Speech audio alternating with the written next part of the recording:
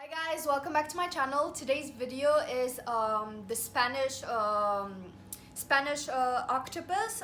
It's pulpo a feira, and it's one of my favorite Spanish dishes of all time. Although this is a tapas, which is a side dish taken in Spanish pubs, I believe. There are about three differences between the modern take on it and the traditional one. So a long time ago, when they were preparing it, in order to soften the octopus, they would hit it against rocks, but now you just put it in the freezer. And they also used to cook them in copper pots, which they're called pulpera, I believe. And the third one is there are about two ways to serve it. So you can serve it when cutting the potatoes, you can cube them and serve it as a tapas, or you can cut them in slices if you're making it at home, because they usually, like in pubs, they consume them using a toothpick, because it's just eaten on the side. But if you're serving it at home, you can cut it into slices and eat it with a fork. So it's super easy to make. Let's show you guys how to make it. So this recipe is pulpo gallego or pulpo a feira, which is octopus the Galician style. So to make it, you need octopus, a whole octopus. Here we have about 4 potatoes, about 2 bay leaves, depending on the size of the octopus, a whole head of red garlic, 1 white onion that we halved, and we also halved the garlic. And here we have half a teaspoon of salt and half a tablespoon of salt and half a teaspoon of crushed pepper. Just notice here for the octopus, this is approximately 1 kilogram, and for the best quality possible, ensure that you get the one that has 2 files of tentacles, as you can see. And for the onion, make sure to use the white one, because the red one is far too strong. So now that the water has boiled, we're going to add the other things, everything except for the potatoes. So bay leaves, garlic, onion,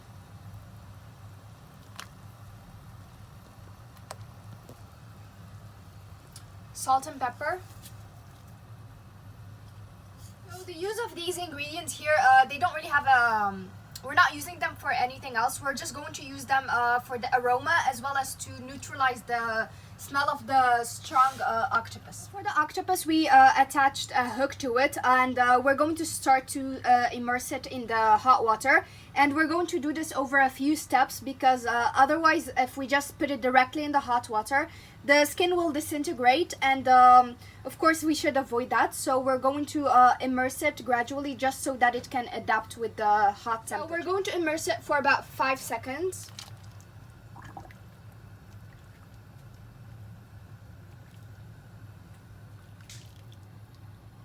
And then you lift it and you let it just sit for about 10 seconds.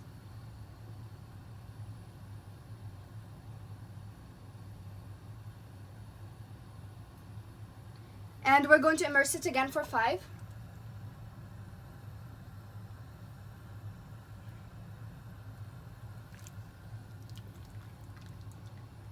And we'll wait for 10 seconds again.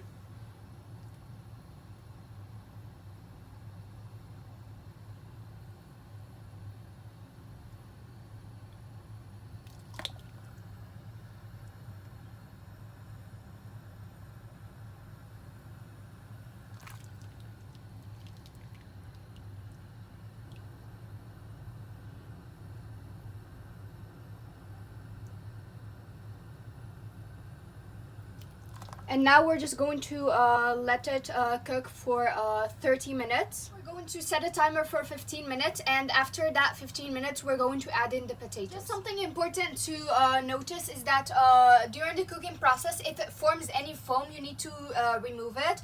If the foam from the surface, make sure to remove it. We don't have any, so we won't be removing anything, but in case yours forms any foam on the surface, then please ensure to remove. It's been about 15 minutes. Now we're just going to add in the potatoes.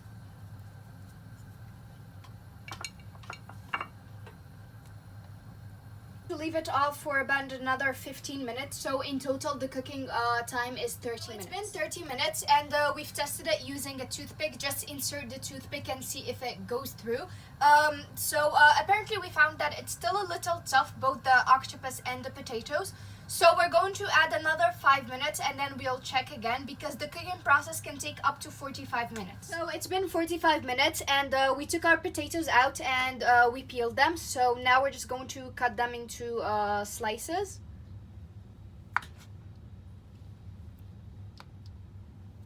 We've sliced our potatoes and we've laid them on the wooden plates, which is how they're traditionally served.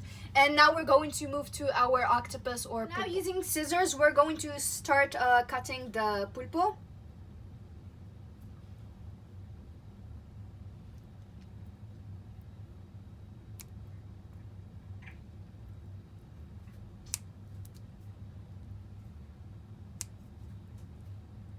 So after we've plated everything, now the last touches, which are 3 ingredients. So olive oil, just a little bit.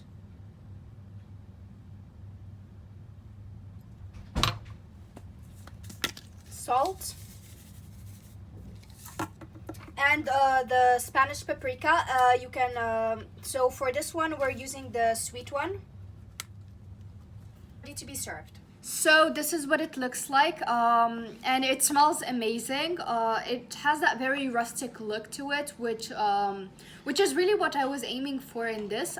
So I can't wait to try it. So this brings us to the end of today's video. I hope that you guys enjoyed it, and if you like this kind of content, please like, share, subscribe, comment down below, and follow me on Facebook, Instagram, TikTok, and Discord so you guys can support me to make further content. Thank you guys so much for watching, and I'll see you in my next video. Bye.